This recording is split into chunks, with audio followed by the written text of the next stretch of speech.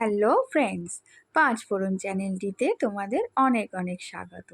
আজকে দেখাবো একদম ইনোভেটিভ একটা রেসিপি, কুমড়ো বীজের ধোকা। খুব সুন্দর খেতে হয়। তোমরা একদম ভিডিওতে যেমন দেখানো হয়েছে সেরকমভাবেই বানাবে। কুমড়ো বীজের কোপ্তা বানানোর জন্য দেখো, কুমড়ো বীজগুলোকে প্রথমে একটু জলে ভিজানো ছিল, তারপর সেটাকে বেটে নিতে হয়েছে ভালো করে। দেখো, জলে ভিজানো থাকলে বাটতে বেশি সময় লাগবে না, এই 10-15 মিনিট মতো ভিজিয়ে রাখলেই হবে।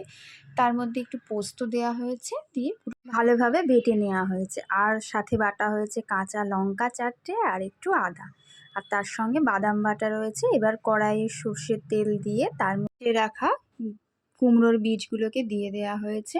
এবার ভালো করে নাড়িয়ে ওর মধ্যে আন্দাজ মতো নুন আর একটু সামান্য চিনি, যে যেমন পছন্দ করো দিয়ে দেওয়া হয়। কেউ ঝাল পছন্দ করলেও দিতে পারো। তো একটু জিরে, 1 চামচ মতো জিরে আর 1/2 চামচ মতো ধনে, একটু তেজপাতা, এইগুলোকে একটু শুকনো খোলায় ভেজে একটু বেটে সেই মশলাটার ভেতর দেওয়া হয়েছে। এই মশলাটাই কিন্তু সিক্রেট মশলা এই রান্নার জন্য। এই মশলা যদিও তোমরা অন্যান্য রান্নাতেও ব্যবহার করতে পারো।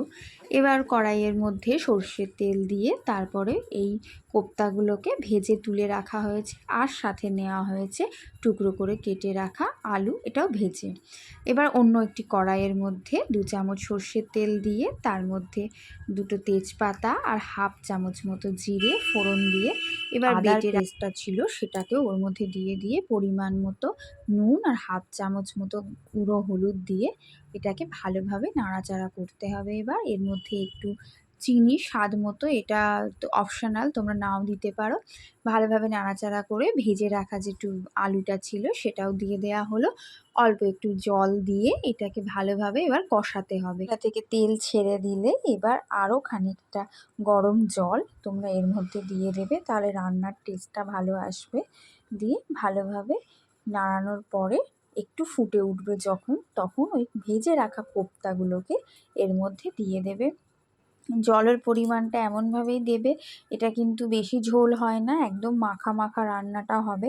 জলের পরিমাণটা এমনভাবেই দেবে, ওই কোপ্তাগুলো কিন্তু জল টেনে নেবে ঝোলটাকে, সেই বুঝে তোমাকে আন্দাজ মতো জলটা দিতে হবে। এখানে মনে হয়েছিল একটু হলুদ কম আছে বলে হলুদ দেওয়া হয়েছে। এবার কোপ্তাগুলোকে দিয়ে ভালোভাবে নাড়িয়ে একটু ফুটতে দিতে হবে। অবশ্যই গ্যাসের ফ্লেমটা এখন কিন্তু একটু বাড়িয়ে দেবে।